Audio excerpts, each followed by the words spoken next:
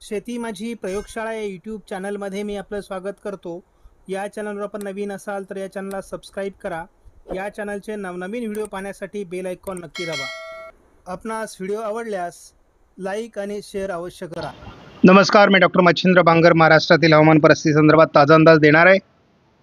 आपण बघतो की झारखंड आणि छत्तीसगडच्या दरम्यान डिप्रेशन आता पुढे सरकतंय. त्याच वेळेस पाकिस्तानच्या दरम्यान एक WD सक्रिय झाला आहे, जो इतर WDंच्या तुलनेत अतिशय दक्षिणेला आहे.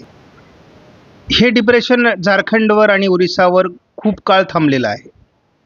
त्याचा परिणाम जरी मध्य प्रदेश छत्तीसगडवर दिसत असला आणि विदर्भातही दिसत असला तरी अपेक्षेप्रमाणे त्याला गती नाही.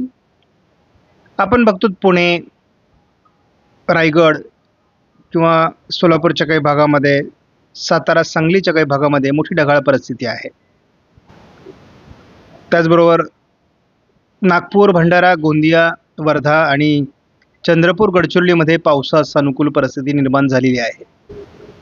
भारतीय हवामान खात्याने दिलेल्या ट्रॅकनुसार जरी डिप्रेशन जात असलं तरी ते अतिशय धीम्या गतीने पुढे सरकतंय. त्यामुळे ज्या ठिकाणी ते स्थिरावलंय त्या ठिकाणी खूप पाऊस होत असणार आहे. GFS मॉडेलनुसार उद्या विदर्भात पावसाची शक्यता आहे. कोकणातही हलक्या सरी होऊ शकतात, परंतु पावसापेक्षा ढगाळ परिस्थिती असण्याची शक्यता अधिक आहे. महाराष्ट्रात विरळ पाऊस स्थानिक स्वरूपात होऊ शकतो, परंतु त्याचं प्रमाण अतिशय तुरळक असणार आहे. 18 तारखेचा हा अंदाज आहे. 19 तारखेला जे डिप्रेशन आहे त्याचा प्रभाव GFS मॉडेलने कमी होण्याची शक्यता वर्तवली आहे. तरी देखील महाराष्ट्रात ढगाळ परिस्थिती, विरळ पाऊस असू शकतो, परंतु त्याचं प्रमाण अतिशय तुरळक राहील. 20 तारखेला महाराष्ट्रात पावसाला सुरुवात होईल, परंतु ती अतिशय विरळ स्वरूपामध्ये. महाराष्ट्रामध्ये साधारण ओरिसा, आंध्र प्रदेश, छत्तीसगड, तेलंगणा आणि महाराष्ट्र, मध्य प्रदेशच्या काही भागामध्ये मोठं पावसाळी क्षेत्र स्थानिक स्वरूपामध्ये 21 तारखेला सुरू होईल. यामध्ये मराठवाडा आणि विदर्भामध्ये जास्त प्रभाव राहण्याची शक्यता आहे. 22 तारखेपासून संपूर्ण महाराष्ट्र पाऊस व्यापणार आहे. मुसळधार स्वरूपाचा पाऊस अनेक ठिकाणी पडेल. त्यामुळे उत्तर महाराष्ट्र, मध्य महाराष्ट्र, पश्चिम महाराष्ट्र, मराठवाडा, विदर्भ, कोकण सर्वत्र ह्या पावसाचा प्रभाव राहण्याची शक्यता 22 तारखेपासून आहे. त्यामुळे 22 तारखेपूर्वी शेतीची जी कामं असतील ती शेतकऱ्यांनी करून घ्या. नंतर संधी मिळणं फार कठीण आहे. पावसाचा प्रभाव आपण बघतो की 23 तारखेला देखील महाराष्ट्रामध्ये थोडा उत्तरेला सरकणार आहे. म्हणजे संपूर्ण विदर्भ, संपूर्ण उत्तर मराठवाड्याचा उत्तरेकडील भाग, उत्तर महाराष्ट्र, मध्य महाराष्ट्र, उत्तर कोकण असा त्याचा प्रभाव राहण्याची शक्यता आहे. मराठवाड्यामध्ये मोठं पावसाळी क्षेत्र 24 तारखेला असण्याची शक्यता आहे. 25 तारखेला देखील महाराष्ट्रात मोठं पावसाळी क्षेत्र राहण्याचा अंदाज कायम आहे. त्यामुळे महाराष्ट्रातील पाऊस हा सकाळ दुपार ऊन राहील आणि संध्याकाळी जोरदार पावसाला सुरुवात होईल. आणि हे संपूर्णपणे परतीच्या पावसाचं लक्षण असलेला हा पाऊस आहे. भीतीदायक अशा प्रकारचा पाऊस आपल्याला 26 तारखेला महाराष्ट्रात सक्रिय होताना दिसतोय. अनेक विभागामध्ये कंटाळा येणारा पाऊस आपल्याला जाणवणार आहे, कारण अनेक ठिकाणी तो धोधो बरसणार आहे. स्कायमेटच्या अंदाजानुसार 17 तारखेला उद्या थोडी प्रगती या डिप्रेशनमध्ये होईल, ते पुढे सरकेल. मात्र विदर्भात थोडी ढगाळ परिस्थितीचा परिणामाच्या स्वरूपात होईल. महाराष्ट्रात मात्र कोरडं वातावरण बऱ्याच भागात राहणार आहे. दिल्ली, पंजाब, हरियाणा किंवा अगदी उत्तर प्रदेशच्या काही भागामध्ये, राजस्थानच्या काही भागामध्ये या डिप्रेशनचा प्रभाव पडू शकतो. या डिप्रेशनचा प्रभाव 19 तारखेला संपून जाईल. जसा डिप्रेशनचा प्रभाव संपेल तसा 20 तारखेला जोरदार पावसाळी वातावरण विदर्भ, मराठवाड्यातून सुरू होऊ शकतं. या पावसाच्या प्रमाणात वाढ ही 21 तारखेला होईल. अंदाजात कोणताही बदल नाही.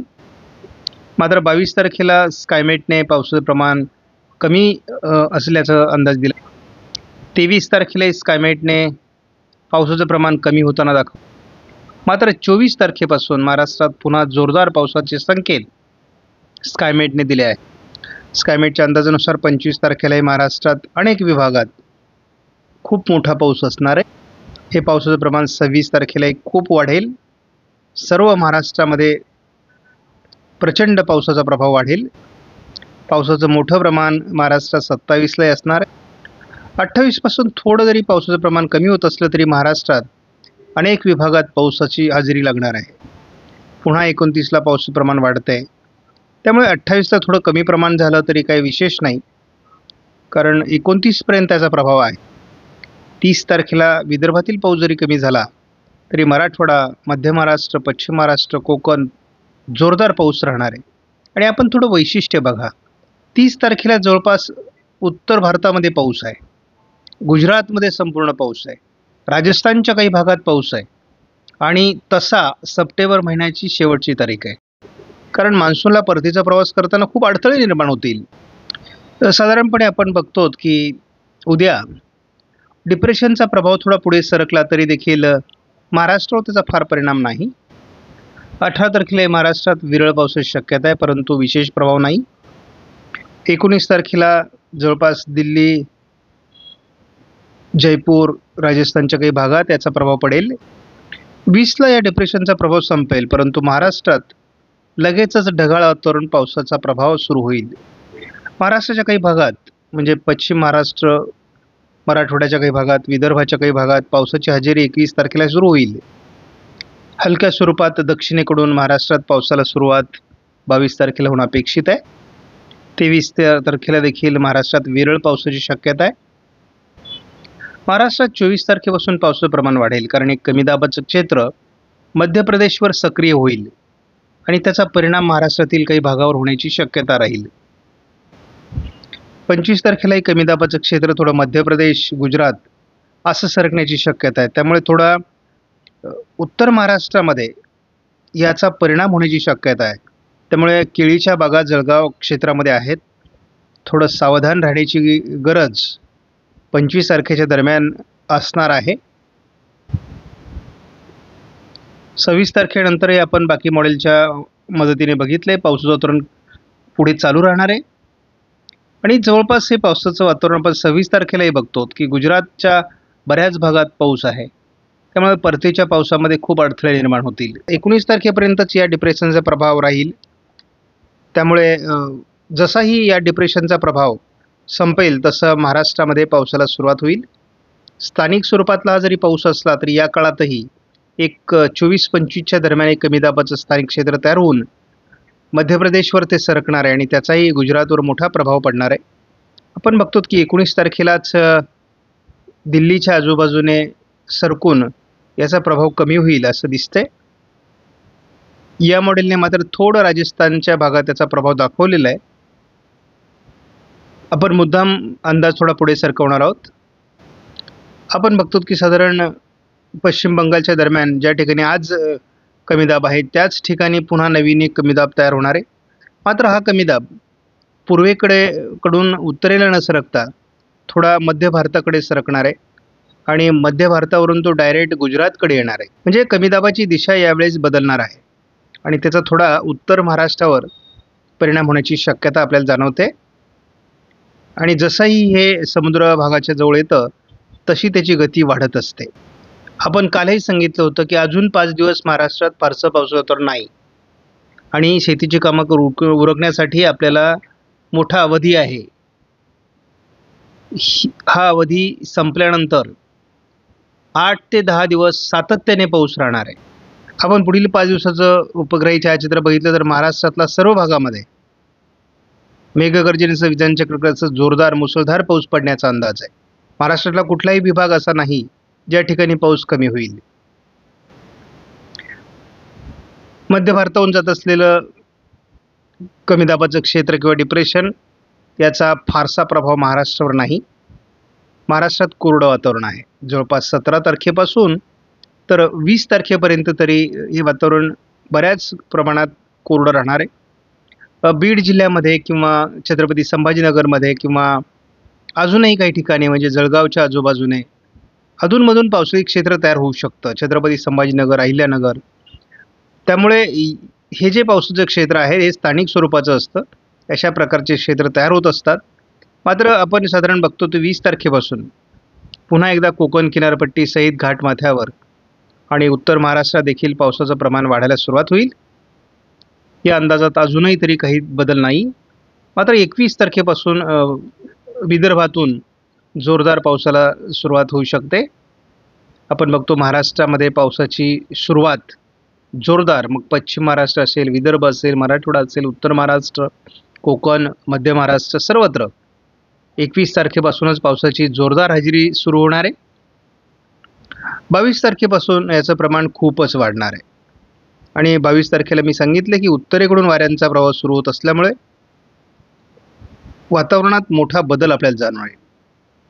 जोरदार ते अतिजोरदार पाऊस आपल्याला 22 तारखेला पश्चिम महाराष्ट्रात, मध्य महाराष्ट्रात, कोकणात, उत्तर महाराष्ट्रात, मराठवाड्यात दिसणार आहे. त्यामुळे सर्वच विभागात जवळपास या जिल्ह्यांमध्ये पावसाचं प्रमाण वाढताना दिसेल. आणि आपण जो 20 तारखेपूर्वीचे 5 दिवस आणि 20 तारखेनंतरचे 5 दिवस म्हणजे 21 ते 25 हा जो 5 दिवसाचा प्रभाव आहे तो खूप पावसाचा आहे. आपण 23 तारखेलाही बघतो महाराष्ट्रामध्ये आणि भारतामध्ये देखील खूप पावसाळी वातावरण तयार होईल. त्यामुळे ज्या विभागात यापूर्वी अधिक पाऊस झाला आहे त्या ठिकाणी अनुकूल वातावरण तयार होतं आणि त्यामुळे सातत्याने तिथे पावसाचं प्रमाण वाढू शकतं. आपण बघतो 24 तारखेला देखील सर्वच महाराष्ट्रामध्ये अगदी अहिल्यानगर, छत्रपती संभाजीनगर, जालना, बीड, परभणी, नांदेड, वाशिम, हिंगोली, नाशिक, पुणे, सातारा, धाराशिव, सोलापूर, लातूर कुठलाही जिल्हा असा नाही की ज्या ठिकाणी पावसाची हजेरी नसणार आहे. त्यामुळे मोठ्या पावसाला सुरुवात पुढे होते. खूप नुकसानकारक हा पाऊस ठरणार आहे कारण पिकं काढणीसाठी आलेली आहेत आणि याच दरम्यान आपल्याला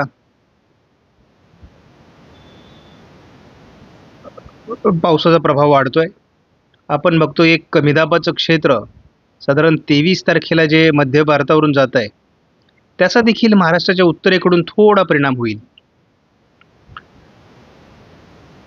तसं ते महाराष्ट्राच्या खूप उत्तरेकडून आहे, परंतु तरी देखील थोडं जळगाव जिल्ह्यामध्ये किंवा अमरावती, अकोल्यामध्ये त्याचा थोडा नंदुरबारच्या आजूबाजूने प्रभाव जाणण्याची शक्यता उत्तरेकडील तालुक्यांमध्ये आहे आणि यदा कदाचित अजून त्याची दिशा बदलू शकते. त्यामुळे एकूणच आपण बघतो की सातत्याने पाऊस आपल्याला 21 तारखेपासून तर 25 तारखेच्या दरम्यान दिसेल. म्हणजे 5 दिवस शेतकऱ्यांकडे आहेत ज्याची कामे ज्या 5 दिवसामध्ये आपल्याला शेतीची कामं उरकून घेता येतील. पुढे मात्र शेतकऱ्यांना फारसा वेळ मिळेल असं मला वाटत नाही. आपणास व्हिडिओमधील माहिती महत्त्वपूर्ण वाटल्यास लाईक करा, शेअर करा, चॅनलला सबस्क्राईब करा. धन्यवाद. जय हिंद, जय महाराष्ट्र, जय बळीराजा.